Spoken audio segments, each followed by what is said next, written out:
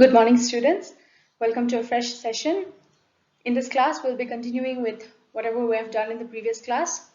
As we have seen in the previous classes, we have done integer addition and subtraction, and we have studied the various properties of integer addition and subtraction.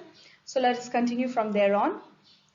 Let us start our exercise 1.2. In exercise 1.2, the first question, let's start by reading it. Write down a pair of integers whose, and we have been given three conditions, right? Now, before going into the conditions, let's look at the first part of the question. So we have to write down a pair of integers. Now, what does this word pair mean? A pair means a set of two. So anything that comes in a set of two is called a pair. For example, a chappal, right? A pair of chappal, a pair of sandals, right? So in this pair, how many are there? 1, 2. So there are two chappals, right? So this is a set of two. So this is called one pair, right? Now next, if you look at a pair of earrings, right? You have two earrings, yes or no? So this is one pair and you have two earrings, right? So that is what pair means. A pair means a set of two. Anything that comes in two is called a pair, right? So now keeping this in mind, let's look at the first part of the question. The first part of the question tells us to find a pair of integers whose sum is -7. Now what does this mean? This means that we need to find two integers whose sum, that is addition, is equal to -7. So what did they tell us? Write down a pair of integers. So we are going to write two integers, that is a pair of integers, okay, a pair of integers whose sum is -7, whose sum is -7. So this is what we're going to write. Now let's look here. Since answer is -7, we can take any number here, right? Any number that when we add, we get -7. So let's look at some of the numbers. -1 and -8. Now, addition and subtraction, plus minus will become minus. So it will become 1 minus 8, which is -7, right? Now, I'm not going to tell it again because we have already seen in the previous videos how to add and how to subtract. So please add and subtract by yourself, right? So this is 1 minus 8 will become -7. So that means the pair of integers that I've taken here is 1 and -8, right? So likewise, you can write any integer which when we add, we have to get -7. So let's see some more examples. 2 and -9. 2 and -9, when we add them, this becomes plus minus minus. So 2 minus 9 will be -7, right? Now another example. -3 -4. So I know -3 plus minus will become minus. So -3 -4 is -7. I know that, right? So I can write any two integers whose sum is -7. Okay. So now let's look at the next question. So next we need to find a pair of integers, again two integers, whose difference is -10. Okay. Whose difference is -10. Now difference means what? Difference means subtraction, right? So let's find. We need to find two integers whose difference is -10. Okay, so let's find two integers. 1 and 11. If you look at 1 and 11, 1 minus 11 will give us -10, right? So clearly 1 minus 11 is -10. So that means 1 and 11 are the pair of integers whose difference is -10. Now only 1 and 11. Can we take only 1 and 11? No, we can take any integer whose difference is -10, right? So likewise, let's look at some examples. 2 and 12. If I take 2 and 12, 2 minus 12 is -10. So I can take 2 and 12 also. One more example. -9, 1. If I take -9, 1, again, -9 minus 1 is -10. So I can take even -9 and 1 also. So I can take any of these examples which I've shown you, okay? They have told us to write only a pair of integers, which means I need to write two integers. What is the condition? Whose difference is -10, okay? Now, the next part of the question, let's look. We have to again write a pair of integers, which means we have to write two integers whose sum is 0, okay? Whose sum is 0. So let's look. Obviously, a number and its negative, if we take, will definitely get 0 all the time, right? So minus 1 plus 1 is 0. Likewise, let's look at some more examples. Minus 2 plus 2. So 2, same number, but signs are different. One is minus, one is plus. So if I take same number with opposite sign, I will get 0 when I add them, right? So definitely, so 3 minus 3, 4 minus 4, or minus 5, 5, minus 6, 6. Any number I can take, any number with different signs, and I will get 0, right? So I can also take 3 minus 3 plus minus 3 or minus 3 plus 3, right? Now I cannot take both positive numbers. If I take both positive numbers, I'll not get 0. If I take 3 and 3, 3 plus 3 is 6, not 0, right? So likewise, but if I take the same number with different signs, I'll get 0, right? So let's see one more example. One more example. You have to write that example by yourself. So try to find two numbers, two integers, which means a pair of integers whose sum is 0. Okay, find out. Now next question. So in this question, they have told us to find a pair of negative integers whose difference gives minus 8. Now look at the question again. Pair of integers, which means we need 1, 2. Two integers whose difference, so difference means minus, gives minus 8. So we have to write two integers whose difference gives minus 8.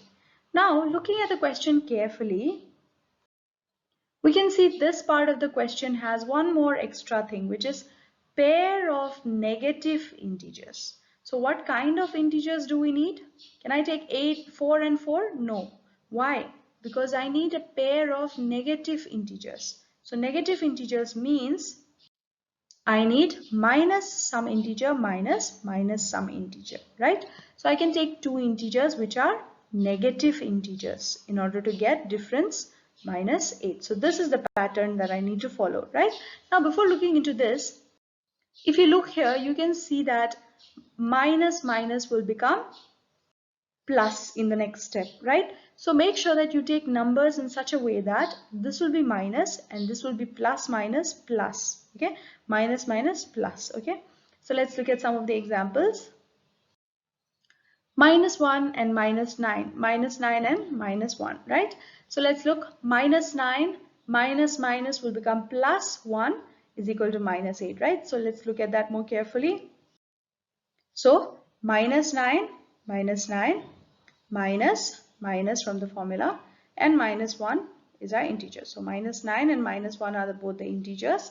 Now in the next step, minus will become plus 1.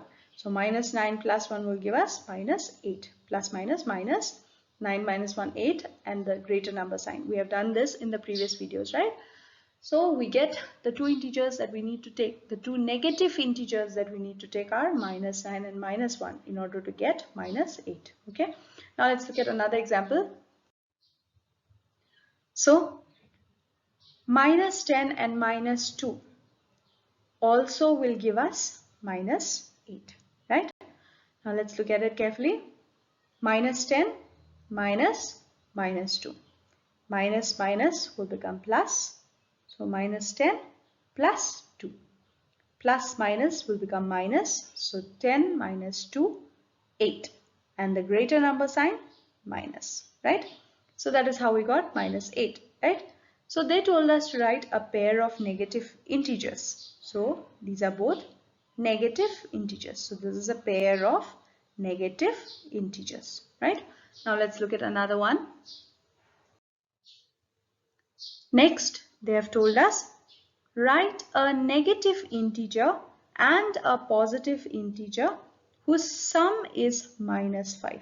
So they have told us to write one negative integer and one positive integer whose sum is minus 5, right? So this is the question, right? So let's see. Minus 10 and 5, I can take minus 10 and 5. Minus 10 plus 5 will give us minus 5, right? Minus plus minus 10 minus 5, 5, greater number sign for the answer, right? Now next, I can also take minus 15 and 10. minus minus, minus plus, minus. So 15 minus 10, 5, and the greater number sign for the answer. So minus 5, right? So that means they told us to write a negative integer and a positive integer. So I've written a negative integer and a positive integer in such a manner that the sum of them will be minus 5, right? Now next, we have to write a negative integer, right, and a positive integer whose difference is minus 3. So a negative integer and a positive integer whose difference is minus 3. So this one you can try out by yourself. Okay, make sure that you have done this and you have written this in your homework copy. Okay. Now let's go on to question number 3 of exercise 1.2. In a quiz, Team A scored minus 40, 10, 0 and Team B scored 10, 0, minus 40 in 3 successive rounds. Which team scored more? Can we say that we can add integers in any order? So they are telling us that there was a quiz competition, right? And there are 2 teams, which is Team A, right, and Team B, right? So there was a quiz competition and there is Team A and Team B. Now Team A scores are these, right? And Team B scores are these, right? So let's see. Team A, they scored minus 40, 10 and 0. And next, Team B scored 10, 0 and minus 40, right? So they're asking us which team scored more. That is the first question. Which team scored more, right? So in order to know whether Team A or Team B scored the more marks, what should we do? We should find the total marks of Team A and the total marks of Team B, right? So let's see. Total mark of Team A is the individual marks, we will add them, right? So 40 plus 10 plus 0, right? So we add the marks of each round, right? So minus 40 plus 10 is minus 30, 0 will remain the same, and minus 30 plus 0 is minus 30. So that means Team A scored minus 30 marks in total, okay? Now Team B. Team B has 10 marks in the first round, 0 marks in the second round, and minus 40 marks in the third round. Now let's find their total. Total marks is 10 plus 0 plus minus 40. Their marks 10 plus 0 plus minus 40, right? So when we add them, we get 10 plus 0 is 10, minus 40 remains the same, plus minus becomes minus, 10 minus 40 becomes minus 30, right? So that means Team A scored minus 30 marks total and Team B also scored minus 30 marks in total. So you can see that their total marks is the same, right? What can we say? We can say that both the teams scored the same marks, right? Our question asked us which team scored more marks. But here Team A and Team B both scored the same marks. So we can say that both the teams scored the same marks, right? Now let's look at the second part of the question. Second part of the question asked us, can we say that we can add integers in any order? So they are asking us whether if we have 3 integers or 4 integers or any number of integers, does the order of addition matter or not? Okay. So in order to understand that, let's look at these 2 marks of Team A and Team B. Team A has minus 40, 10 and 0. Team B has minus 40, 10 and 0. So you can see that it is the same numbers, minus 40, 10, 0. Minus 40, 10, 0. but only the order is different. The order is minus 40 first, then 10 second, then 0 third. But here 10 is first, 0 is second, and minus 40 is third. So it is the same set of numbers, same numbers, but different order, right? So now let's look. Here, the same numbers have been added, but in different order. Can you see that? Minus 40, 10, 0. Minus 40, 10, 0. So the same numbers have been added here also, but only the order is different, right? So when we added this, we got the answer minus 30. And when we added this, we got the answer minus 30. From these two things, we can understand that when we have the same numbers, okay, when we have the same numbers, here also same, here also same, when we add them, the order does not matter, okay, the order does not matter. We will always get the same answer, okay. Like here, team A's score was minus 40, 10 and 0. Team's B's score was 10, 0 and minus 40. So you can see that it is the same number, minus 40, minus 40, 10, 10, 0, 0. So it is the same numbers, but only the order is different, right? So we can see that even if we add the same numbers in different order, we will get the same answer, right? So let's look at this. The same numbers, right? 10, 0, minus 40. 10, 0, minus 40. The same numbers, but in different order. If we add them, we will get the same answer itself, right? So that's why we can conclude that scores are the same. So adding them in any direction does not make a difference in the total, right? So what can we say from this? Therefore, we can say that we can add integers in any order, right? So the question asked us whether we can add integers in any order or not, right? And we are saying, yes, we can add integers in any order. Why? Because when the integers are same, the order in which you add does not matter. The answer will be the same, right? So now let's look at the next one.